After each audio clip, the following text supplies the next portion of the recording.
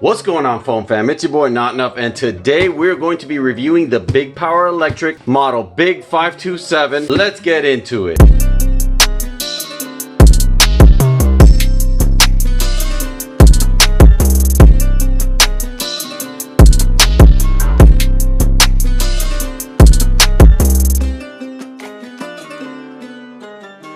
Guys, as usual, you have one slit of tape here. You have another slit down here. This one comes out like a tray, like so. I was barely able to fit this beast in the frame, but here we have your core rear body of the 527. Here we have the fore body, which is the front part of the blaster. We have a cool double drum setup, which includes a plastic housing with 2 rotating drums within that housing. 100 foam bullets, as they call them. These are a very hard rubber tipped dart made specifically for the flywheel system in these blasters. More information on these on the very first video we did of Big Power Electric, the 505. I'm going to put a link up here to the top right so you can check that video out if you wish to learn more about these darts. 3 connecting manual reset targets, the collapsing variety. I also talk a lot about these in my 505 video. You have the Radical Red cool goggles, as they call them. They have an elastic to fit all kinds of head sizes. Your pamphlet telling you what you can expect as far as distribution in the US. Other than that, a very cool graphic in the back, and then you have your included full color user manual, which is nice to see, with your 6 heavy-duty batteries. Most flywheel companies do not include power supply for you to test your blaster out the first time. I always praise this about Big Power. I really like that. And I'm assuming that these are the 2 screws that are part of the hardware required to assemble this blaster. Let's assemble this bad boy. All right, guys, examining the blaster up close, we see that we have this removable panel, which, given the fact that it also has this connector, is indicative that it's going to be where this attaches. If you've been messing around with flywheel blasters for a long time, this kind of stuff comes as second nature, almost an involuntary move. It's going to be very easy. You kind of just slot this half a blaster part in like so. This is where you can make these electrical connections. Make sure that the connectors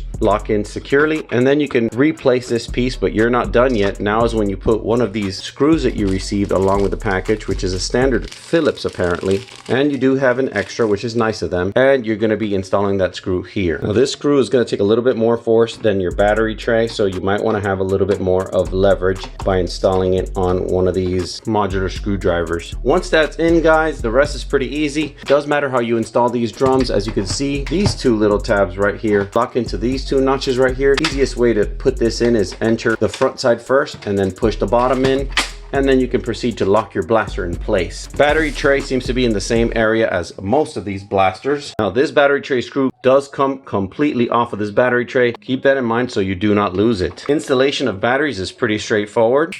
These are non-rev trigger variety of blasters. They're the switch on variety. Let's go to the mini range and see what you can do.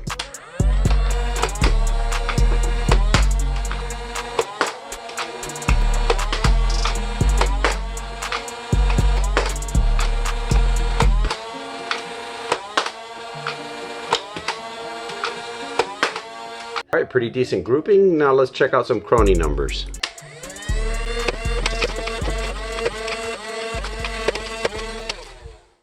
The Big Power 527 has some underwhelming performance. This blaster has subpar FPS compared to even the softest shooting standard blue BPE blaster. If you still want to buy one for some reason, I put the Amazon purchase link in the description. If you enjoyed this video, hit the like button and possibly subscribe if you're up for it. We'd love to have you in our community. I already got to get back to working on the next project, so stay blasting.